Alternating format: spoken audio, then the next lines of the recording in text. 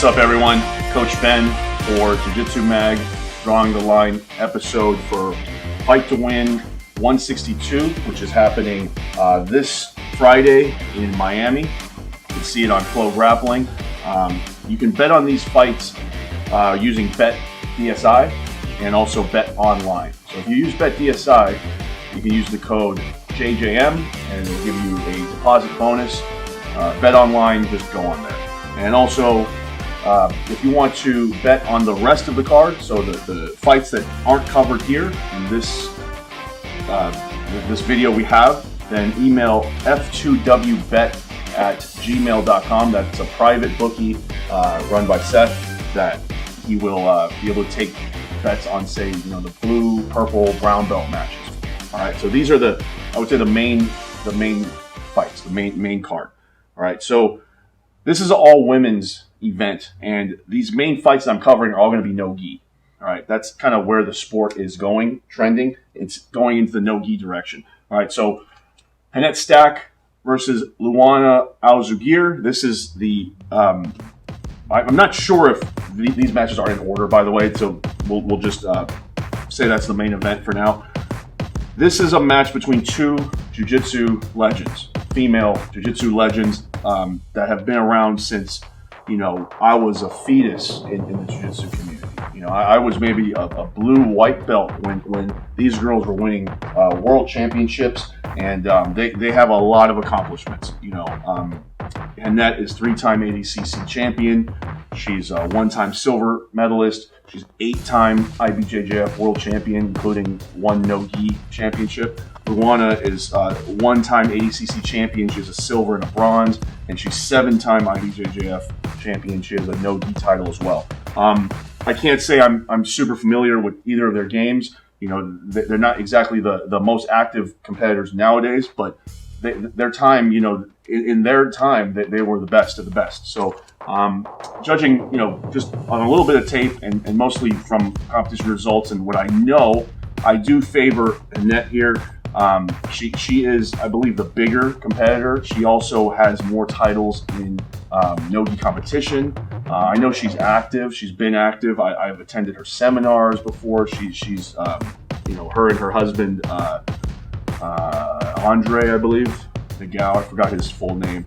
They travel around and they do seminars, so she's active. She should still have a lot of rolling time. I know that she has also competed sporadically, but she competes at least once a year. So I give her the slight favorable odds there. I'm not going to bet this one. It's just not enough information to go by. We haven't seen these girls in a lot of recent matches. Luanna, I believe she's a smaller competitor. Again, just like Annette, most of their accolades are in gi competition. And even though Luanna does have ADCC gold, which is incredible accomplishment, Annette has 3 ADCC golds. It's just tough to say, what their game is going to be like in today's jiu-jitsu metagame. So wasn't able to do too much tape study, wasn't able to do too much study in general, so I'm avoiding this fight from a betting perspective. Next fight, we have Talita Carr. She's pretty well known, she's just a pretty active competitor. We saw her in a lot of PBI competition. She has a lot of activity in no-gi submission-only type events, and she'll be a decent favorite and a decent bet depending on your risk management. Gabby Mccomb, I don't know a whole lot about her game, but I did watch a bit of tape on her. Again, she's mainly a gi competitor, so we'll see how a lot of these things translate. She seems to be a very, very good, talented competitor. It's just that when she hits the top tier of girls that she competes against, there has been some trouble. So I would consider in this rule set Talita to be one of the top tier girls. So I do favor Talita here. I will be putting a bet on her 1 unit. Again, it depends on what your risk assessment is. If you don't like betting juice or minus odds going in one direction too much, skip the fight. But I do think there is value on Talita. Next one, Natalie Ribeiro. She's a big favorite over Tubby Aliquin. I don't know a whole lot about her. except that she comes from a good team.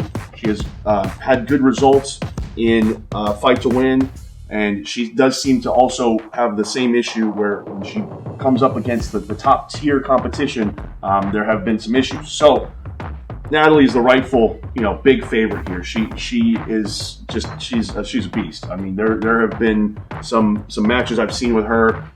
There was one match in Fight to Win where she fought Kendall, who I think outweighed her by at least 60 pounds, and she arguably won that match. It was in the Subversive tournament. Go to Flow Grappling and find that match.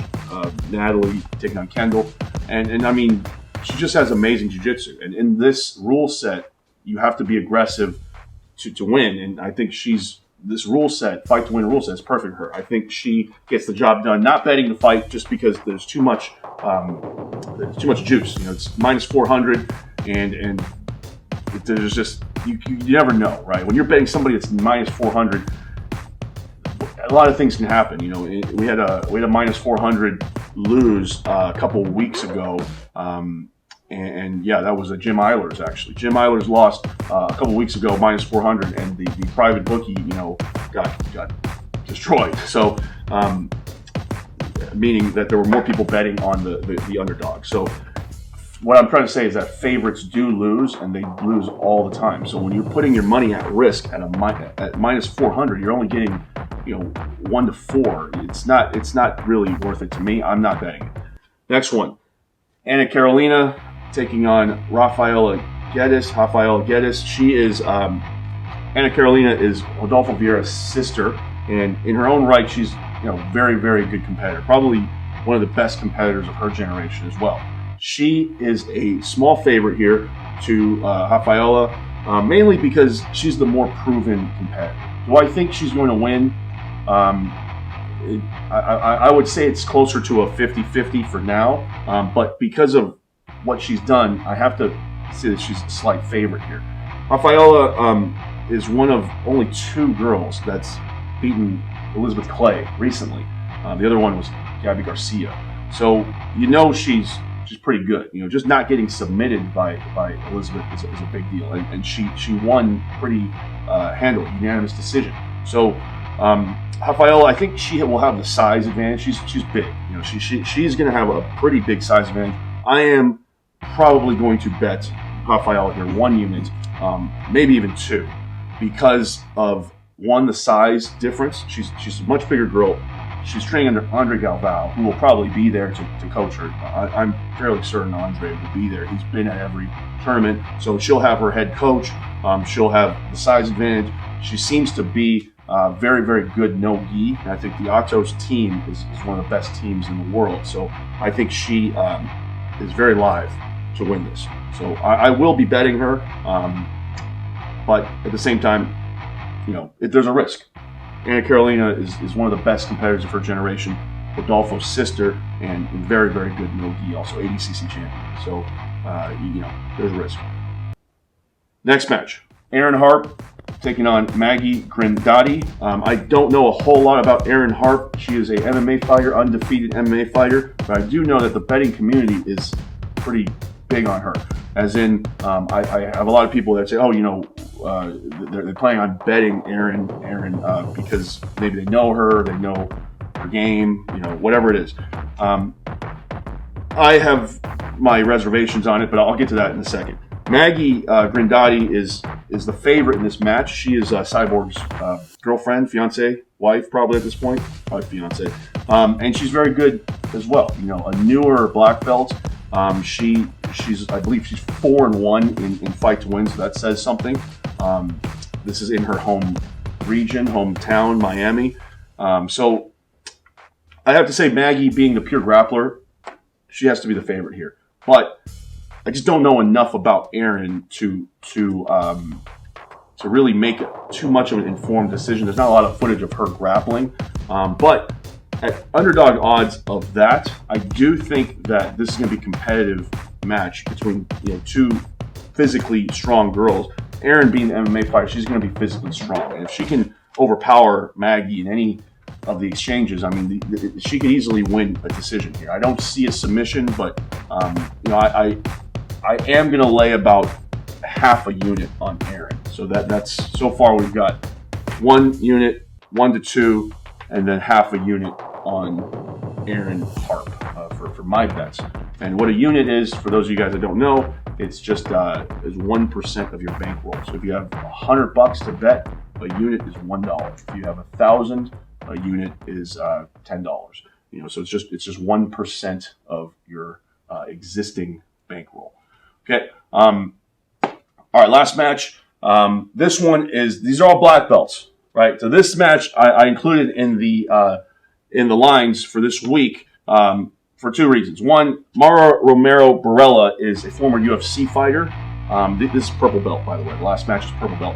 Mara is one of, I would say, one of the stronger physical competitors in the entire event. Like, if you watch her matches in UFC, if you just see how she trains, who she trains with, she's going to be strong. She's going to be physically dominant and strong. She's going to be on top. This is almost guaranteed. Brianne Robertson, she's actually my student. I know a lot about her. And I think in this match, Brianne, she's 10 planet purple belt, one of the 10 planets, you know, probably most bright and up and coming competitors. She has many paths to win here. She's a favorite for a reason. A little bit of biasness from me probably, but she's just the more pure grappler. She only does grappling. She trains full time, and Mara Romero Barella has been caught in some submissions that, you know, you would say maybe you shouldn't get caught in, you know, like arm bars from the guard, you know, in the UFC and things like that. She's been caught twice, and this is not something you don't want to be at risk for submissions against Brianne. I mean, she's just incredibly strong herself, but there's something about her that is unique, is that she has a killer instinct for submissions, and I just don't see how Mara is going to win outside of a decision where she just dominates and holds Brianne down. Even then, she would need to rattle off submissions to beat Brianne. Now, I'm not betting this fight. One is I'm a bit invested in the fight, and two, you just don't know. I can't, you know, give a pick based on my biasness, right? Do I think Brianne's going to win? Yes, I do. She's my student.